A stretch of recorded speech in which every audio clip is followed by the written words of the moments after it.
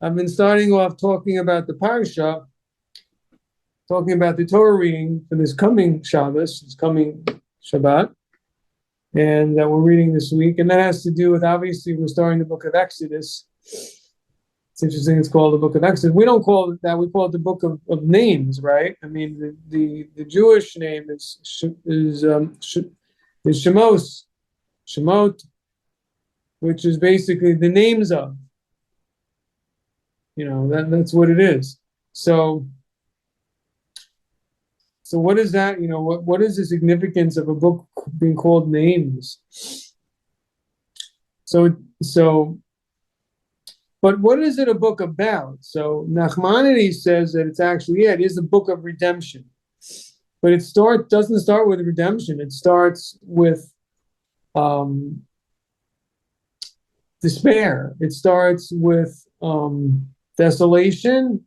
Well, I wouldn't go that far, but it starts with oppression, right? I mean, that's how we begin. Well, not quite, but we begin with a story that is just so familiar, as I was pointing out to one of my neighbors, you know, which is, I mean, if you go through it, it's just like, I've heard this story somewhere before. Oh yeah, it's Jewish history, right? You start off with this story, and the Jews are invited into a country. They're invited to Egypt. There's one fellow who gets really close to the king. He's really successful. The economy there, they become a world power. They become really, this country economically does really well. They decide the sovereign gets the idea that the Israelites and the Jews, are very good for the economy, and invites them to his country. So the Jews begin to spread out there. They become to prosper there. They also begin to assimilate there. And then what happens? The king says, "Oh, these people have become a threat." Right? All of a sudden, he talks to his people. He doesn't like what's going on anymore. So originally, there is this short honeymoon period in which the Jews are a benefit and things go well and everything's fine, because they're not too strong. They're a good stimulus for the country to the benefit of the country financially. But then you get to the next stage where the Jews, either they are or they're perceived to be becoming too powerful, and then they're perceived as the enemy from within, which is exactly what Pharaoh says. They're going to side with our enemies and leave the country. Our sages say, actually, they were saying it indirectly. They didn't want to say it outright, but they meant to say they'll make us leave the country. They'll exile us from our own country. It's incredible how this is so similar to Nazi propaganda. I mean, it's incredible how they said exactly the same thing, that the German Jews were, siding with the Bolsheviks, that the Jews were, a fifth column in the country, undermining Germany, and like the story of Germany is very similar to the story of Egypt in a lot of ways, right? I mean, I don't know about them being invited, going back that far, but I mean, at some point, Jews were invited to Western Europe a very long time ago. And, but obviously the rest of it, everybody knows. I mean, the Jews in Germany did very, very well. And they participated in all institutions pretty much, except the church, I guess, and even there maybe. And then, okay, interesting, Sharon. We'll get to that. And then, yeah, I mean, there were Jewish poets, the Jewish, in the universities. I mean, obviously, there were Jewish composers, right? Scientists. And Jews began to intermarry. Obviously, there were Jews in the military. And then it's like too much, particularly when the economy is not going so well anymore. And suddenly, Jews are a threat, and we have to do something about it. We have to put them down. So it's interesting how this repeating story that we find in the beginning of the book of Exodus that is like so familiar, And so many times Jews were exiled from one country, expelled, and then invited into another country. I mean, Poland is actually a good example. Jews were invited to go to Poland, maybe from Germany and other Western countries when they were expelled in the Middle Ages for that purpose, to help financially. So there's an example of a country that, brought in Jews, and then Jews still experienced anti-Semitism there, but did do well financially to a great extent. Anyway, so we have this story. We also have this story of Pharaoh, speaking it, communicating with his people, like spreading propaganda. Again, like it's so eerily familiar, really, to recent history of anti-Semitism in the 20th century, before 21st, but in Germany. It talks about Pharaoh personally speaking to his people and filling their minds with fearful thoughts about how the Jews are an enemy. I mean, it's so eerie. I mean, it's almost like, did he read the book and then he did it, or what? So it's almost like, very, very interesting. But, the Bible is kind of one of those books that everybody buys and very few people actually read. It's particularly in the Gentiles. Everyone has a Bible, but nobody opens it. They just read a little piece here and there. But anyway, so this is what we read this week. And so what happens? They're enslaved. They're oppressed, enslaved, and finally we come to genocide, right? We come to a point where the male children are being murdered. And they're running after them. They're checking people's homes to see if women are giving birth. And it gets to the point where the entire nation is involved in this crime, where Pharaoh calls out to the people and tells them that every son born, a male son born of the Hebrews, has to be thrown into the Nile. There's some who learned that it meant even that the Egyptians on that particular day, our sages say that even they had to kill their own children, the Pharaoh was saying. But the simple interpretation is not that way. The simple interpretation is, the meaning was when Pharaoh said that every male should be thrown into the Nile and every female can be allowed to live, he was talking to his people that they should get involved in this operation, so to speak, and make sure that all the male Israelites born on that day were exterminated. So there's another interesting piece of information. First of all, in terms of the complaints that could be made later, why are we punishing all of Egypt? Well, everyone is involved here. Everybody's involved pretty much. So there's also the terrible point of the ingratitude. Joseph built up the nation, and it's interesting also that the Torah makes sure to speak about this. There's just one sentence, but it's there. And a new king arose who didn't know about Joseph. And the sages say he chose not to. In other words, it was intentional forgetfulness, which makes sense because he would have to know, because how could he not know? It doesn't really make sense. How could he not know? He was the second to the king and he made this huge shift in the country. To say they didn't know doesn't really make sense. What we really mean to be saying is that he deflected away from it, or he intentionally forgot about this. In other words, he was ungrateful about it. He was ungrateful, and again, if you think about it, the narrative of Joseph and his narrative to his people are polar opposites. Here, Joseph came and saved the country as a Jew or an Israelite, right? That's that story.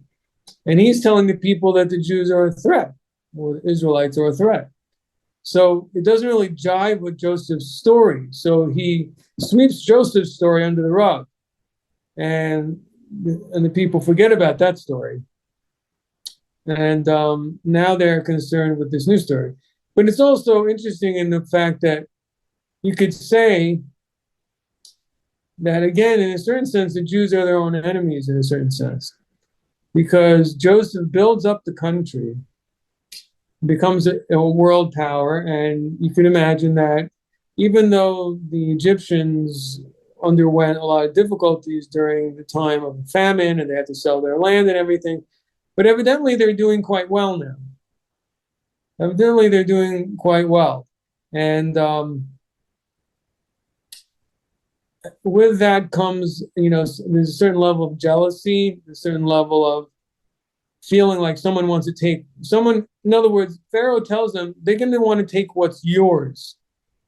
And that usually comes when people have and take pride in what they have and become paranoid of others taking what's theirs. It's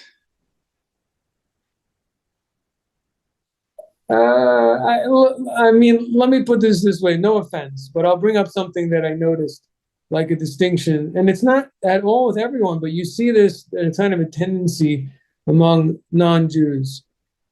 You pass a non-Jewish house, there's a big sign in front of the house. Beware of dog. Owner has gun. In other words, stay off, stay away.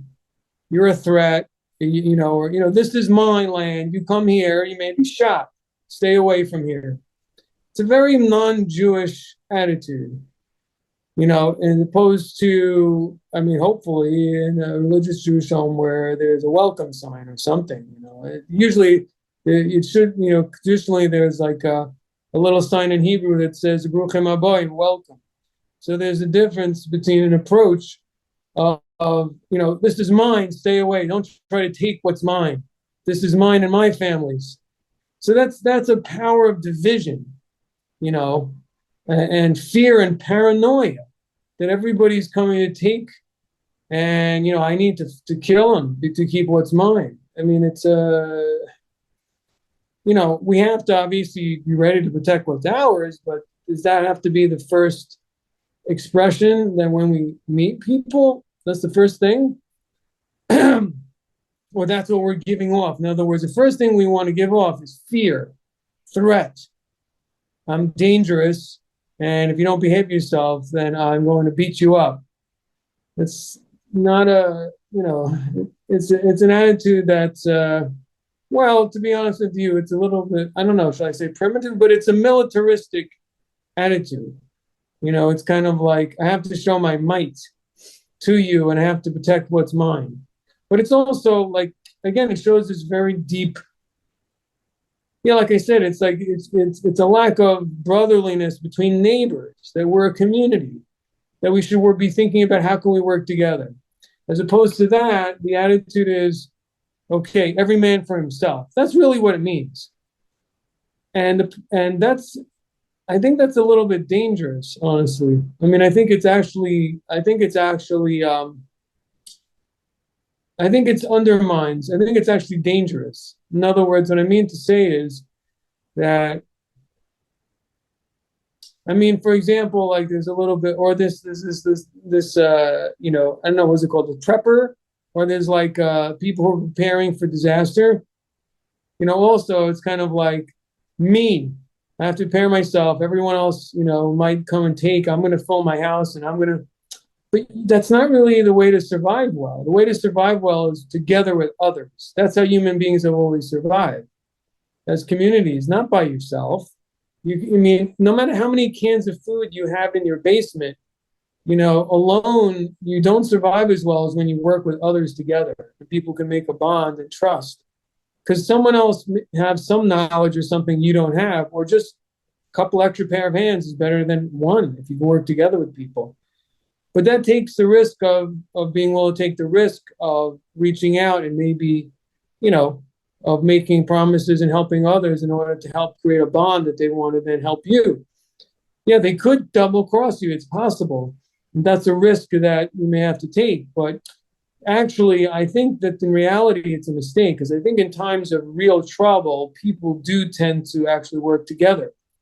I think it's a myth that I think if God forbid there's like something happens that, some people worry about, that there's some, they call it conspiracy theory, whatever it is. But obviously there's real worries that our infrastructure something could go wrong. But there may be people in that situation that do take advantage. But I don't think the right answer to that is to shun and be afraid of everyone.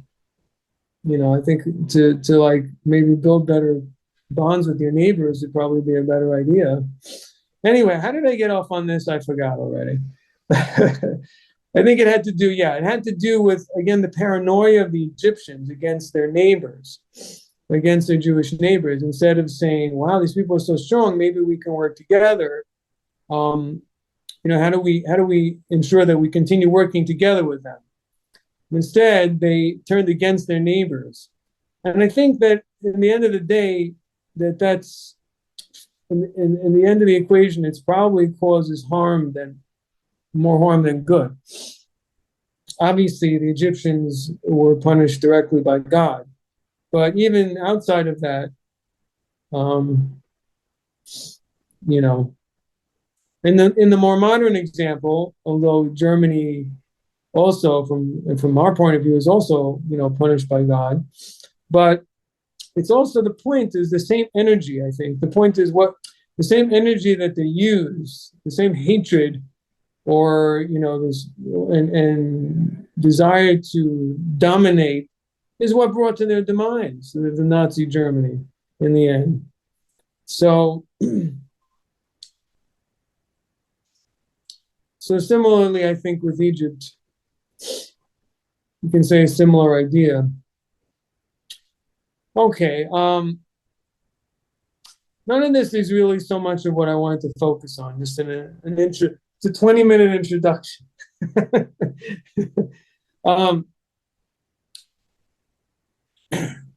The deeper question we really need to ask, and this has to do with our other studies, is why? Why do Jacob's children, the Israelites, children of Israel, why do they have to go through this? Why do they have to be enslaved? Our sages of the Talmud and Mishnah teach us that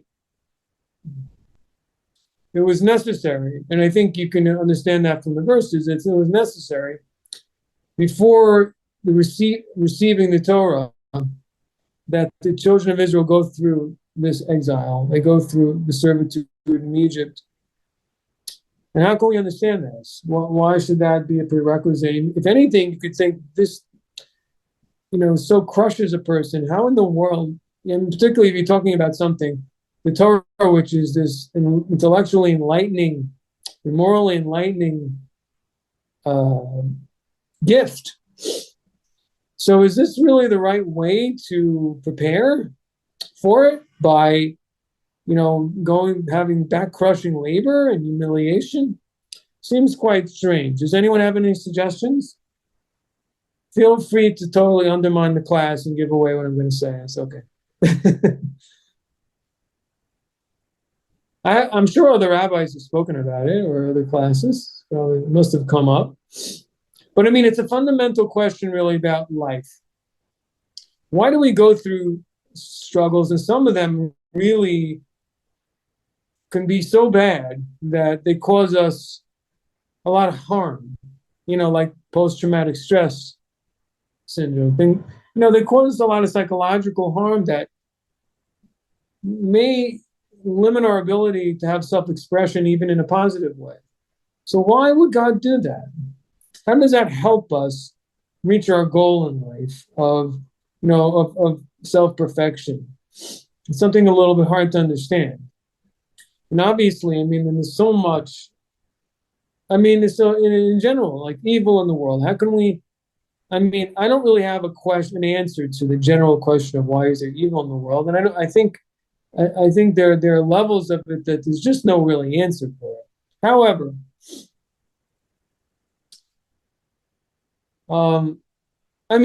the answer we do know is that ultimately or on a deeper level, it's a good. So what kind of good could it possibly be? So look, there's a simple answer that we can understand, and it's not a complete one, but it's something that we can understand and take away.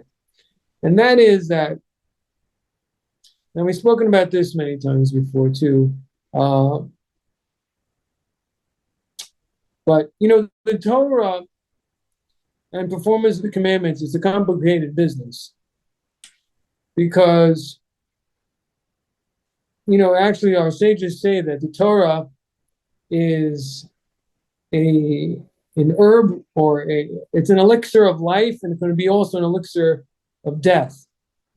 How can we understand that statement? So again, I think there's the simple rational approach to it. It means that it could be elixir of life, giving obviously someone these incredible gifts and knowledge and wisdom in order to come closer to God and do God's will and do what's morally correct and perfect themselves spiritually, morally, etc., and even physically health in terms of their health, even possibly. They use the wisdom of the Torah correctly. However, it can also bring about a lot of arrogance. It can also give a person a certain prestige, arrogance, elitism that could undermine them in a very bad way and could be misused because it's an intelligence and so on, right? It's a form of knowledge, and it's a form that could make a person feel elite, feel that they stand above other more people who are maybe simpler or unable to obtain the level of study and knowledge that they do.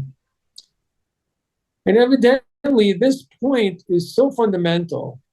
The idea that in other words, the damage that egoism can cause is so bad, and it can so rot everything else, that person's good deeds, person's knowledge, a person's level of prayer, everything can be rotten if underneath it is ego. Underneath it is pretension and arrogance. So this is the answer that I think is the simple answer to the question about the oppression. Obviously, if you think about the dispute between Joseph and the brothers, again, it's hard to understand exactly what went on, but as we've spoken in previous weeks, there were different opinions about lofty things, most likely, right? I mean, our sages understand it that way. I mean, a lot of the classical commentaries understand it that way, that they were arguing about halachic issues and probably even beyond that, more fundamental philosophical issues about how to live and how does God want us to live.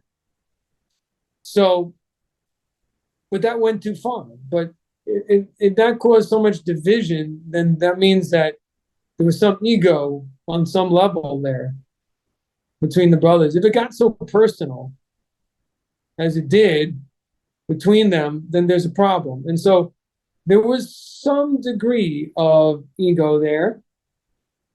And you could say that as the people,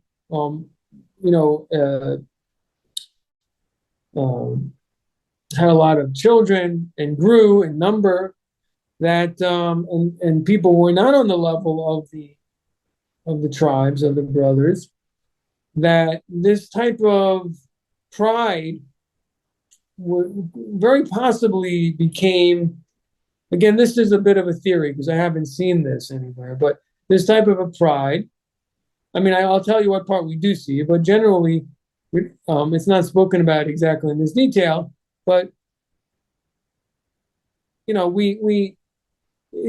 most likely there was this ego and division that developed between people, between the Jews themselves, and they couldn't receive the Torah in that state. So because of that,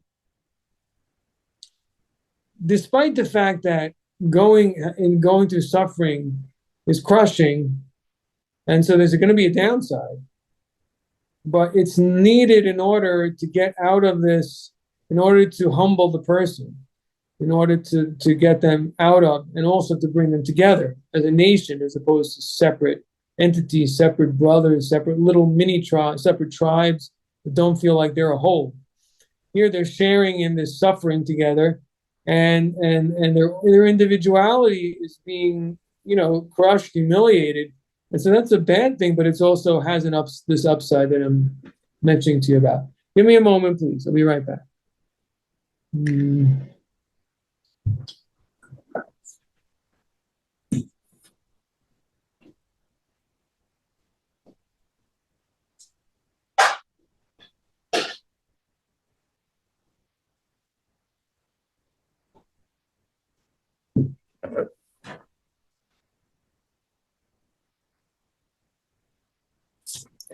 Okay. So, what do you think about this answer? Comments, questions? Does anyone like me to repeat this idea again? Okay, we're good. Everyone with me? There was an idea that kind of goes along with this, Rabbi, that I've heard in a lecture recently that, oh no, that goes back to the previous about the famine in the land. So why they didn't, well, maybe it ties in with this. When the famine was over in Canaan, why did they stay in Egypt? Why didn't they go back? Right. Maybe if they had gone back, then this whole oppression thing would not have happened. So I came across that either heard it in a class or read it in a commentary, why they did not go back after the famine. So, I mean, it doesn't exactly answer the question as why they didn't go back. It kind of leaves it as a challenge. They should, in other words, it's almost like you're saying they should have gone back, if I'm understanding it correctly, as opposed to a question of, is there a reason why they didn't go back? No, well, no, it really was just a question. I'd really never thought about it before, why they stayed when there was, they could have, seemed like they could have gone back because the famine didn't last as long as Joseph had predicted that it was going to. So I'd never really thought about it until I heard this comment that why didn't they go back? Yeah.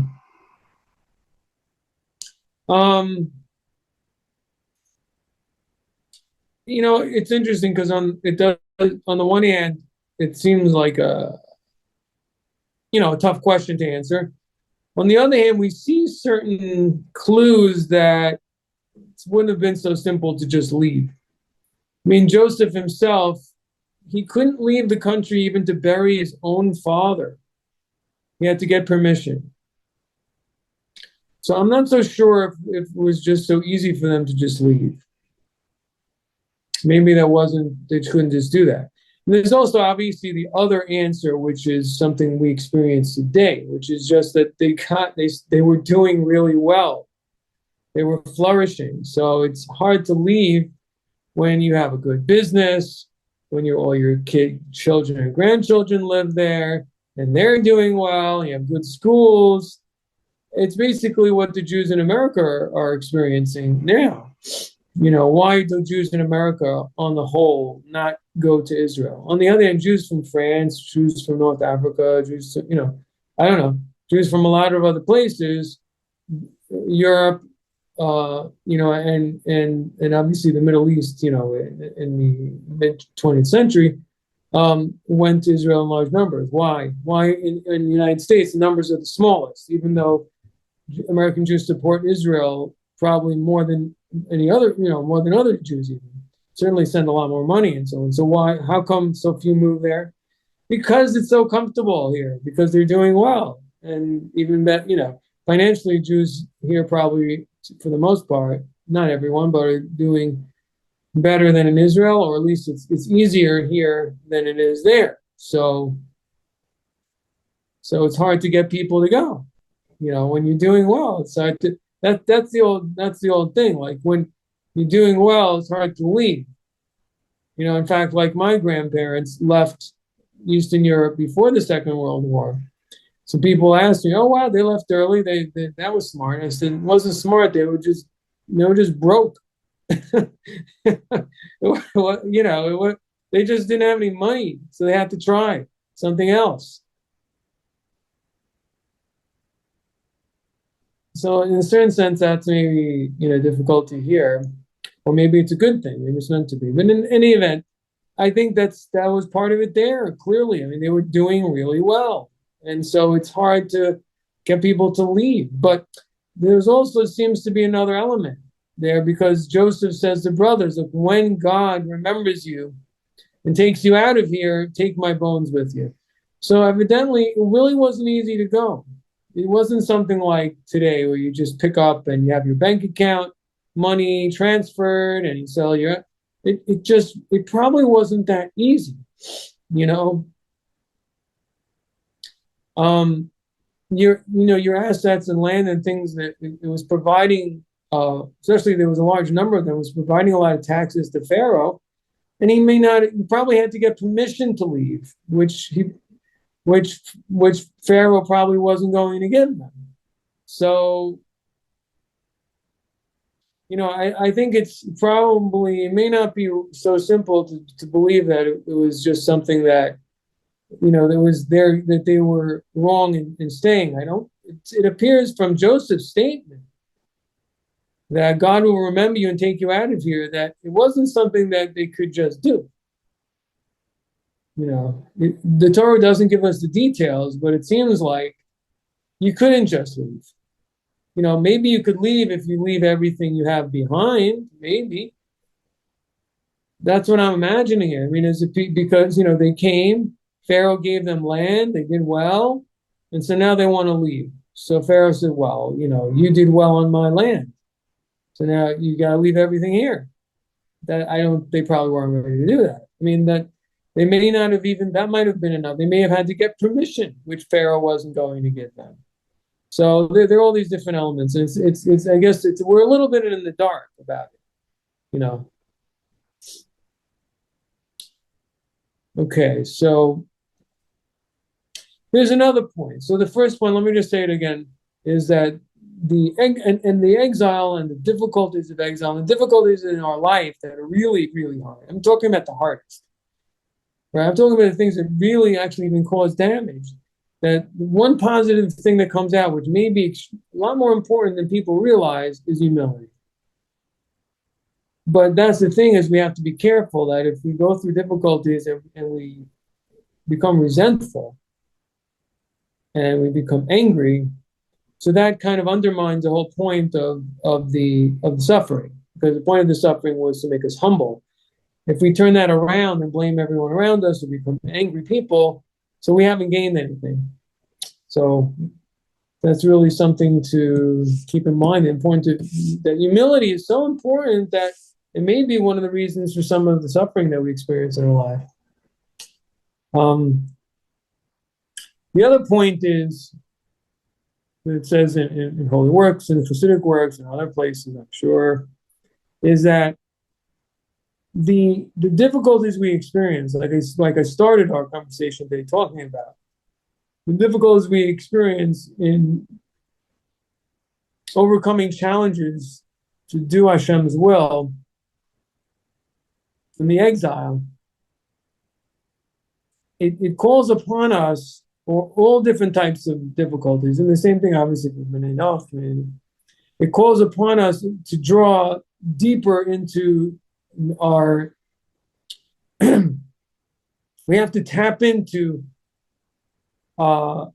deeper and more hidden levels of strength than we knew we had before. We wouldn't have need to. It's the tension of the exile and its difficulties that bring out sometimes our deepest levels of commitment. I mean, and this can even be said in simple ethical terms. Like we don't really know how righteous people are until what? Until they have to face real evil. Then you see who's really right? Who's ready to really give sacrifices, and who's ready to say, I won't no matter what.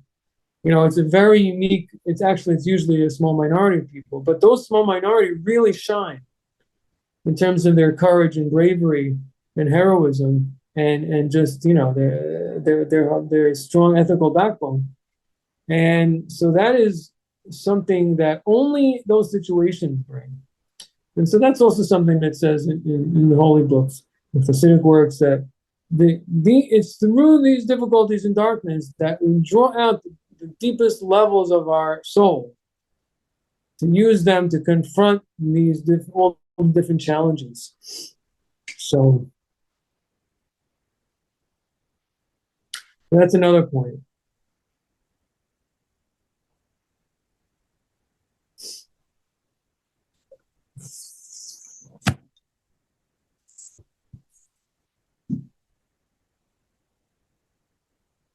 So, in other words, in order to better look, the thing is that God is way beyond us, is way beyond our reasoning, is way beyond our whole worldview, is naturally not the same as God's worldview.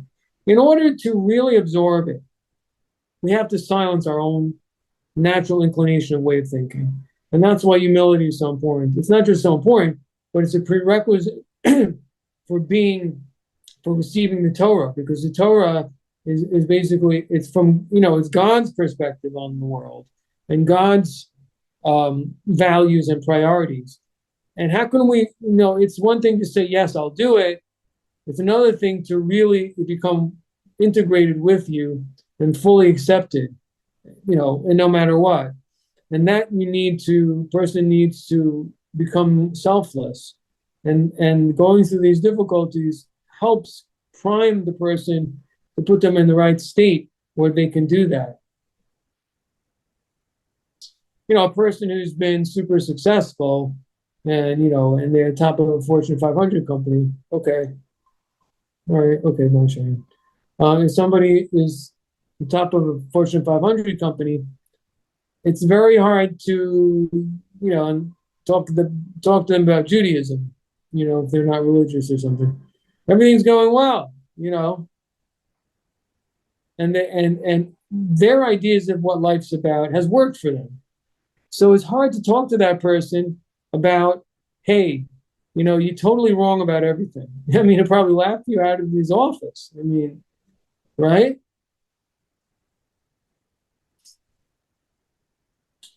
So that's an upside of disappointments, is that the person realizes, I totally had no idea what I'm talking about. I tried this and this, everything I thought didn't work. I clearly don't know anything, or I see how helpless I am. I mean, it's different feeling, but I think it's deeper than that. It's just a feeling of being humble. Person feels smaller within themselves. I mean, sad to say it, but I mean, it's also, again, there's a downside of it, but because it may inhibit self-expression. Okay. Well,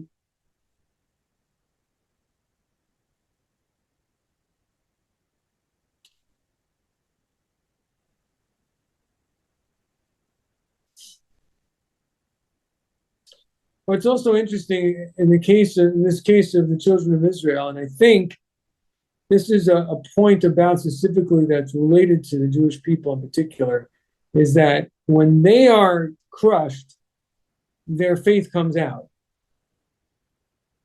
And maybe in a certain sense it's a reflection of their inner essence of their nature, their history.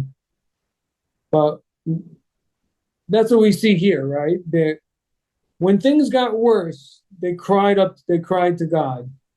When things got really, really bad, it says that when the king of Egypt passed away, then they really cried out. And the sages say he didn't really pass away. He got leprosy, and then he was slaughtering children. And terrible story there, to bathe in their blood. But I mean, the reason they say, the reason obviously we have to give that explanation is because it's hard for us to understand why. Because Pharaoh passed away, did things get worse? There's no explanation. Is why they become more, they start crying out when he passes away. Maybe they should celebrate that he passed away. There is another approach to that. You could say they cried out because up until then they were on adrenaline just working. They got a short pause because he passed away, and they almost like that's when it really hit them in the head of what they've been going through. And that's when they cried out. So that might be another explanation. But in any event, the point is that Israel's nature is when they are suffer, their identity awakens. You know, it's a Jewish trait, and we're seeing that today in the current events. That the October 7th massacre, as it's come to be called, has awakened a lot of Jews also in the diaspora, and a lot of assimilated Jews were shocked by it, and also they're just very shocked by, a lot of negative reaction from a lot of people pro-Hamas and so on. They feel very isolated from friends. Anyway, there's all this type of thing going on, but what the result is from all this shock, disbelief, is that people have become who are maybe not very aware of the Jewish identity have become aware, right? And many people are showing a lot more interest in getting to know and getting involved in Judaism than they were before. So that's and it's happening also in Israel also. I'm hearing stories that people are lining up, men are lining up to put on tefillin from how do I say, communities in Israeli society that never did that. That wouldn't be seen dead there. In Tel Aviv, in the most liberal areas, on Dizengoff Street and all that, they would never do something as uncool as put tefillin on, and now they're doing it. So this is a Jewish trait, and we see it here in Shemot and Exodus in the first chapters here, that they go through terrible oppression and they call out to God. It's not easy to call out to God. The truth is, one of the difficulties in this exile is that it's not just it's a spiritual exile. It actually said that about Egypt also. That the Arizal says that the exile in Egypt was an exile of speech, holy speech. In other words, inability to pray, study properly, and so on. And you also actually do see that in this verse, because they cried out to God, kind of like, how do you describe that? They groaned. They cried out. They didn't even say any words. They just cried out. I don't know when they say "oi." I'm not sure what the expression was, but it was just a groan, possibly. But it was directed towards God. At least they knew. They felt like they were in front of Him. They were calling out directly to Him, and that's a very powerful. That itself was a break in the barrier of the Egyptian exile. Something that we need today. We need that. We really need that very badly. We don't need the suffering part, where we need to break through to realize deeply that that the only one that we can rely on is the Creator. That we really don't have anyone else, and that He does listen, and we can converse with Him. They often say that one of the most important things to meditate upon in the prayer is the word "you." Just Baruch Atah. Blessed are you. What is you? Meaning you're standing in front of the King of Kings. Just that meditation alone is very, very important. Because it's kind of like when we're reading the prayers, is it just a recital of things and God is somewhere else and we're saying all these ideas? Or are we speaking with Him? Is He there? And we're talking, we're asking for Him, beseeching Him. It's a very different. You can read the prayer book and just be reciting, or are you praying? Which one are you doing? And so that word that we say so often, and we speak so often in the second, what is it called? In first person, we're speaking directly to the you, second person, I think it's called. So That's an important concept. Okay.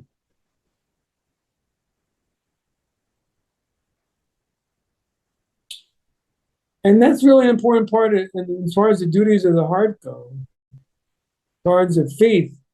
There's a thing that we've been talking about so much, and it's a very big emphasis, is that God is the creator of the world. He's created everything. And you can say he vivifies everything at every moment. But this doesn't emphasize so much the point that he's involved and he cares.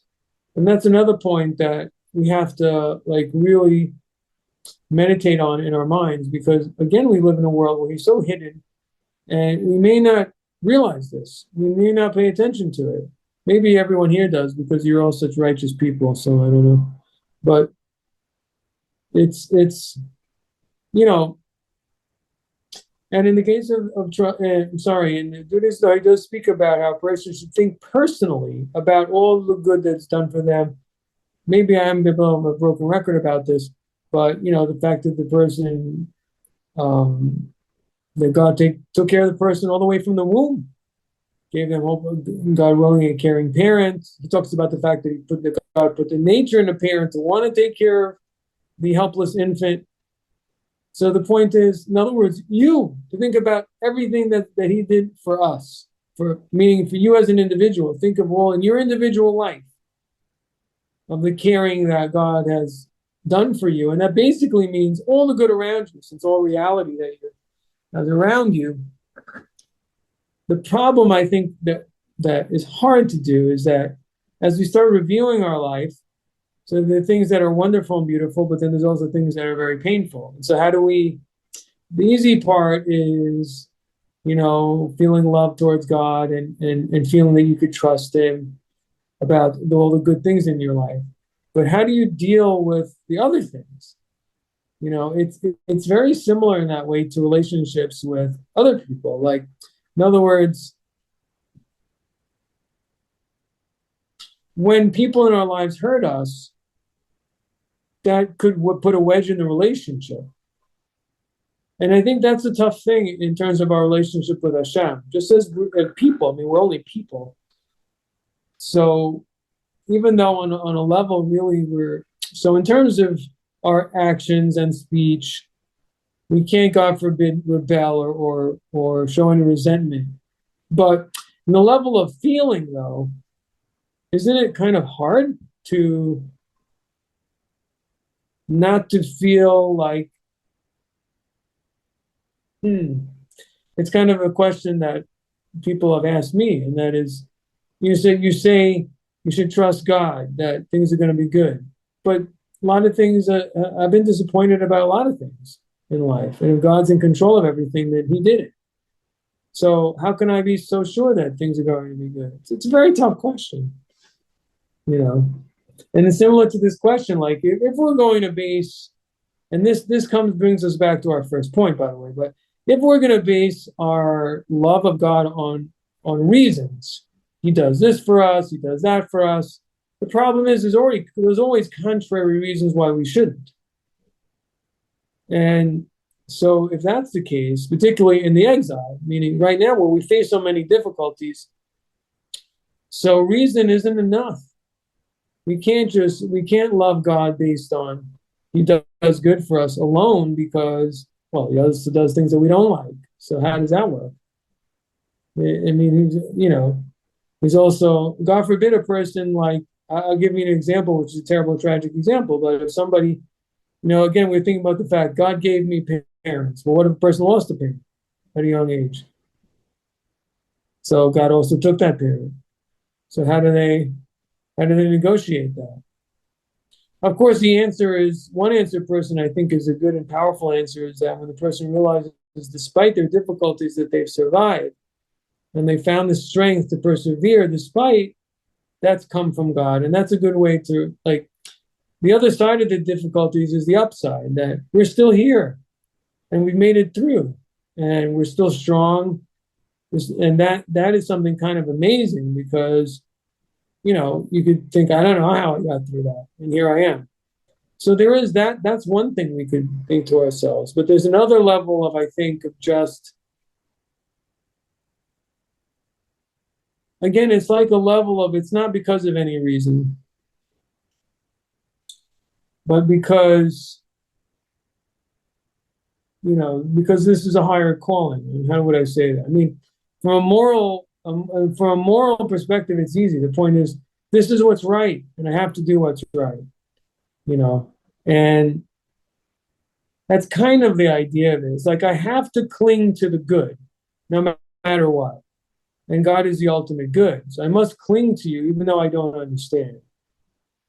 And that's really what exile is about. It's about, in other words, according to Hasidic thinking, it's like it's beyond reason. We're getting to a place where we're connecting and we're insisting on cleaving to God despite everything, and beyond the level of understanding. And that's a very high level because, as I explained, on the level of reason, there's always a counter argument. And so that's not the full foundation of what a person needs in a relationship. We could say similar to a marriage. We marry a person, they're charming, it's something they're just a buzz, whatever. And also they're a really great cook, they're really great, they make a good living.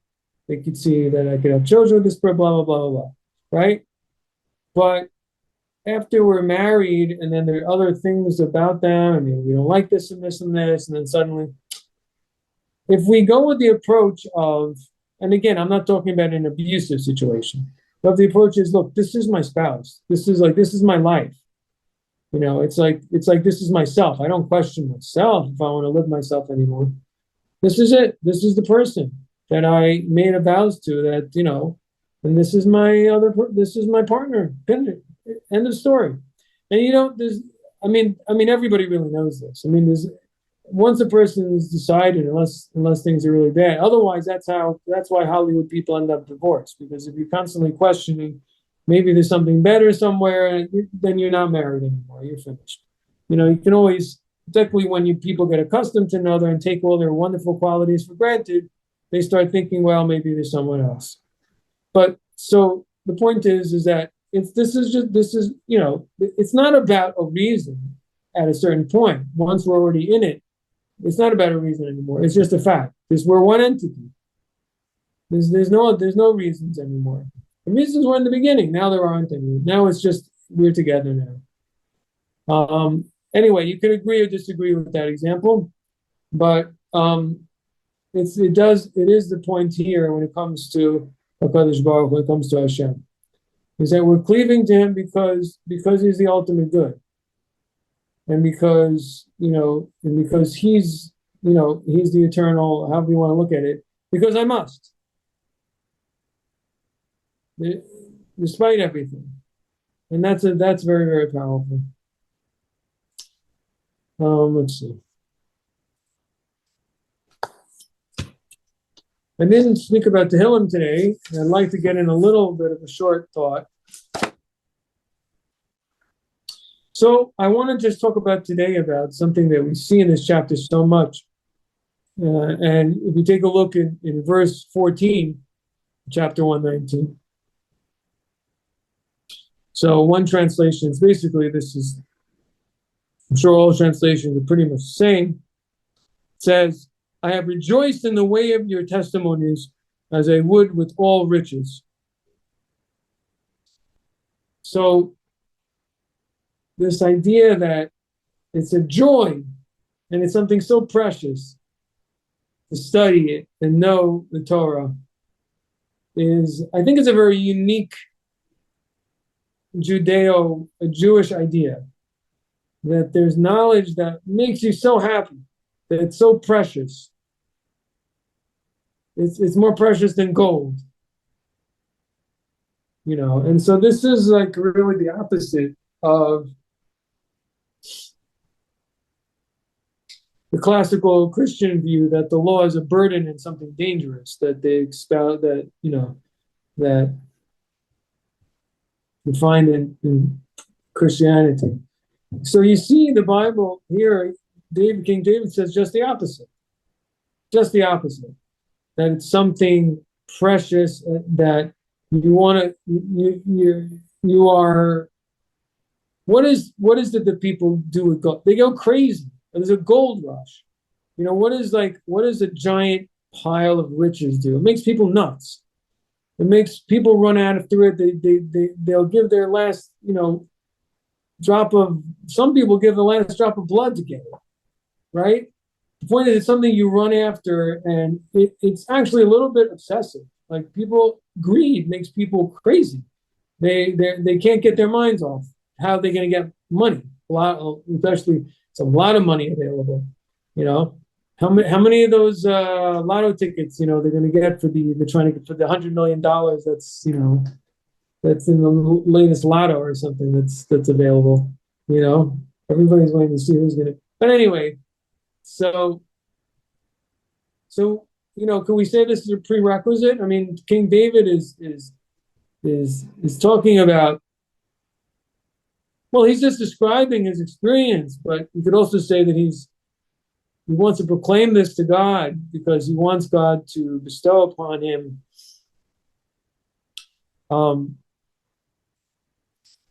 because since Torah is a gift, he's telling God that please give me this gift because it means so much to me.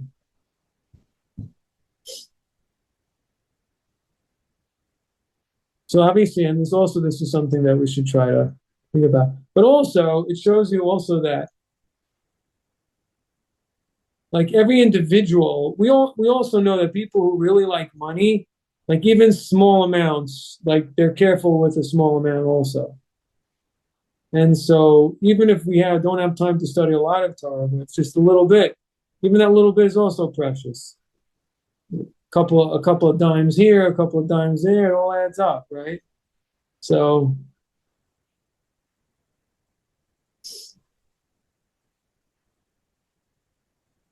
I have rejoiced in the way of your testimonies as I would with all the riches in the world.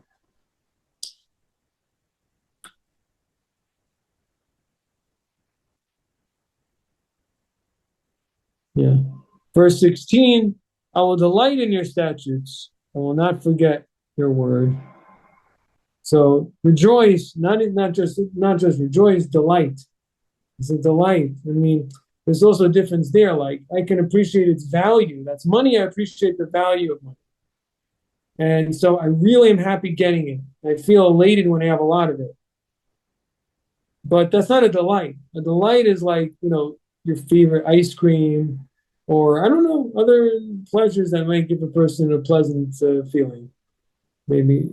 So this is even another level. So not only is there this joy, which gives the person a deep relief, but it also is a pleasure. It's a delight. A delight is something that we don't have every day. Something you only have once in a blue moon. And so King David is saying that also, that the Torah, even though I learn it every day, but it remains with me a delight. It remains with me something unique, something very special. Cheyenne says a delicacy, exactly. Thank you. Okay.